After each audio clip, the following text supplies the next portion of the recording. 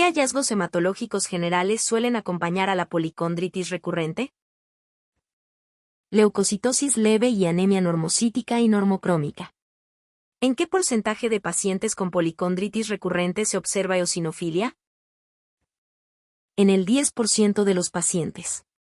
¿Cómo se encuentran típicamente la velocidad de eritrosedimentación y la proteína C reactiva en esta enfermedad? Suelen aumentar. ¿Cómo suele ser la concentración de complemento en pacientes con factor reumatoide o anticuerpos antinucleares positivos? La concentración de complemento es normal. ¿Qué porcentaje de pacientes presenta anticuerpos anticolágeno tipo 2? Menos del 50% de los pacientes. En la policondritis recurrente, ¿en qué fase clínica es más común encontrar complejos inmunitarios? En la fase activa temprana. ¿Qué tipo de globulina puede aumentar ocasionalmente en los análisis de laboratorio? La globulina gamma. Los anticuerpos contra neutrófilos, ANCA, en la policondritis pueden ser citoplasmáticos, CANCA o _. Perinucleares, PANCA. ¿Qué antígenos específicos de ANCA son raros de encontrar en la policondritis recurrente? Mieloperoxidasa ANCA, MPO, y proteinasa 3 ANCA, PR3. ¿Qué estudios de imagen se utilizan primordialmente para valorar las vías respiratorias altas y bajas? Tomografía computarizada, CT, y resonancia magnética, MRI. ¿Por qué la broncoscopia se considera un procedimiento de alto riesgo en estos pacientes? Por la presencia de anomalías en las vías respiratorias que comprometen su integridad. ¿Qué tipo de alteración funcional demuestran las pruebas de flujo-volumen pulmonar? Obstrucción inspiratoria o expiratoria. ¿Qué hallazgo en una radiografía de tórax sugiere la presencia de un aneurisma aórtico? Ensanchamiento de la aorta ascendente o descendente. ¿Qué complicación cardíaca puede manifestarse como cardiomegalia en la radiografía de tórax? La insuficiencia aórtica. ¿Qué herramienta diagnóstica es útil para observar directamente la dilatación aneurismática aórtica? La MRI, resonancia magnética. ¿Qué estudios se emplean para buscar específicamente datos cardíacos de la policondritis? Electrocardiografía y ecocardiografía. ¿En qué se basa fundamentalmente el diagnóstico de la policondritis recurrente? En las manifestaciones clínicas típicas. ¿Cuándo es necesaria la biopsia de cartílago para confirmar el diagnóstico? Solo cuando las manifestaciones clínicas no son típicas. ¿En qué año propusieron M.C. et al.? ¿Los criterios diagnósticos originales? En 1976. ¿Qué autores modificaron los criterios de M.C. en 1979? Damiani y Levine. Criterio de M.C. 1. Condritis recurrente de ambos _. Pabellones auriculares. Criterio de M.C. 2. Artritis inflamatoria de tipo _. No erosiva. Criterio de M.C. 3. Condritis del _. Cartílago nasal. Criterio de M.C. 4. Mencione 2 ejemplos de inflamación ocular incluidos. Conjuntivitis, queratitis, escleritis epiescleritis o uveitis. Criterio de M.C. 5. Condritis del cartílago _ o traqueal. Laríngeo. Criterio de M.C. 6. Lesión coclear o vestibular manifestada por hipoacusia, acúfenos o _. Vértigo. ¿Qué se requiere para un diagnóstico certero según los criterios originales de M.C. 3 o más características clínicas más una biopsia positiva de cartílago. Según Damiani y Levine, se puede diagnosticar con 2 o más puntos de inflamación cartilaginosa que respondan a _. Glucocorticoides o dapsona. ¿Cómo se distingue la granulomatosis con poliangeitis de la policondritis en lesiones nasales? Por la inflamación primaria en la mucosa y la afectación del parénquima pulmonar. ¿Qué estructuras respeta el síndrome de Kagan que sí se afectan en la policondritis? El aparato respiratorio y los pabellones auriculares. ¿Qué síntomas adicionales distinguen a la artritis reactiva de la policondritis recurrente? Uretritis y lesiones mucocutáneas típicas. ¿Cuál es la característica de la artritis en la artritis reumatoide que la diferencia de la policondritis? Es una artritis erosiva y simétrica. En la artritis reumatoide, ¿qué anticuerpo no suele observarse a diferencia de la policondritis? El péptido citrulinado anticíclico. ¿Cómo difiere la infección bacteriana auricular de la policondritis recurrente? Suele ser unilateral e incluye el lóbulo auricular. ¿Qué factores físicos externos pueden lesionar el cartílago auricular simulando policondritis? Traumatismos y la congelación. ¿Qué adulterante de la cocaína puede causar destrucción nasal y necrosis auricular? Levamisol.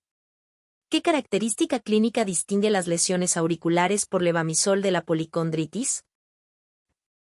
Se manifiestan como placas purpúreas con necrosis que se extienden al lóbulo, sin cartílago. ¿Cuál es la dosis inicial de prednisona recomendada para suprimir la actividad de la condritis? Entre 40 y 60 mg/día. ¿Cuál es el rango de dosis de prednisona necesario para mantenimiento crónico en algunos pacientes? Entre 5 y 10 mg/día. ¿Cuál es la dosis terapéutica habitual de la dapsona en esta enfermedad?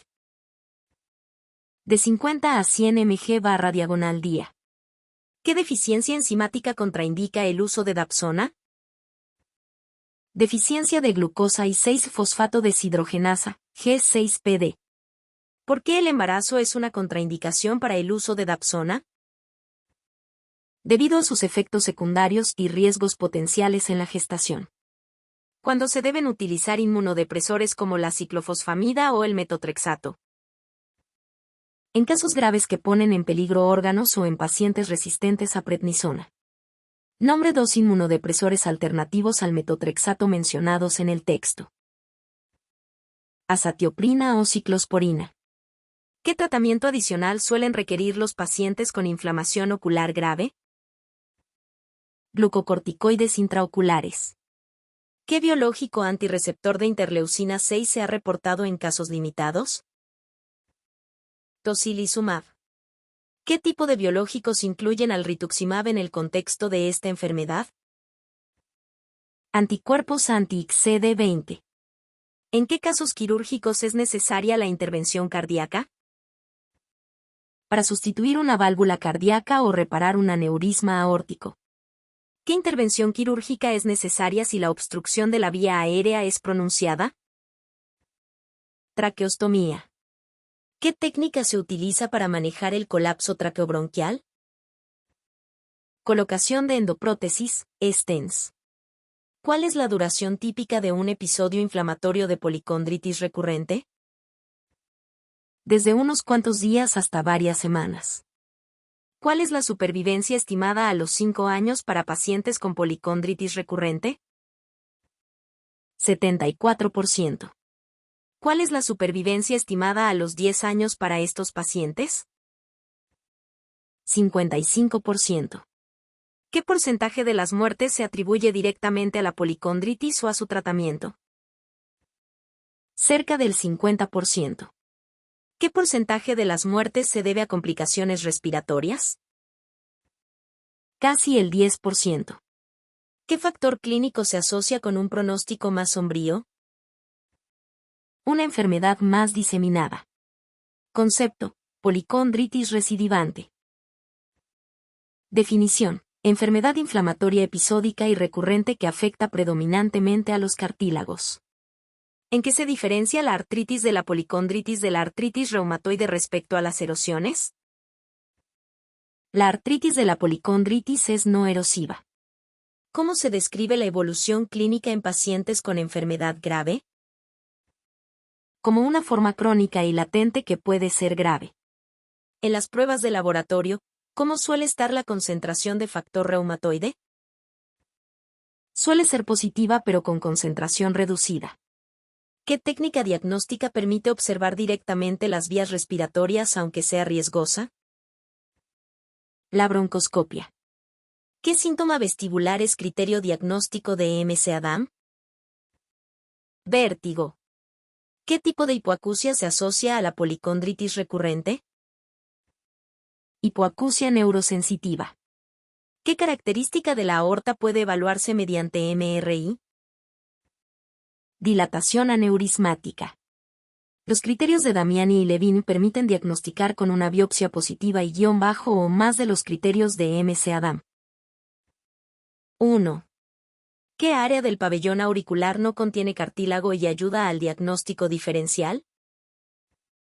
El lóbulo auricular. ¿Por qué es limitada la aplicación de la dapsona? Por efectos secundarios como anemia hemolítica y contraindicaciones específicas. Terminología, CANCA. Definición: anticuerpos anticitoplasma de neutrófilos con patrón citoplasmático. ¿Qué tipo de inflamación ocular se asocia con el síndrome de Kagan? Queratitis intersticial. ¿Qué fármaco se reduce gradualmente una vez que se contiene la actividad de la enfermedad? Prednisona. ¿En qué fase se suelen encontrar anticuerpos anticolágeno tipo 2? No hay una fase específica, pero se detectan en menos del 50% de los casos. ¿Cómo son los intervalos de recurrencia de los episodios inflamatorios? Varían de semanas a meses. ¿Qué papel juegan los antagonistas del factor de necrosis tumoral, TNF, en el tratamiento? Existen pocas publicaciones para evaluar su eficacia, pero se mencionan como opción. ¿Qué síntoma auditivo, además de la hipoacusia, es parte de los criterios diagnósticos? Acúfenos. ¿Qué alteración de la nariz se asocia tanto a la granulomatosis con poliangeitis como a la policondritis? Nariz sencilla de montar. ¿Qué prueba permite detectar policondritis extracartilaginosa? Estudios de imagen, CT/MRI.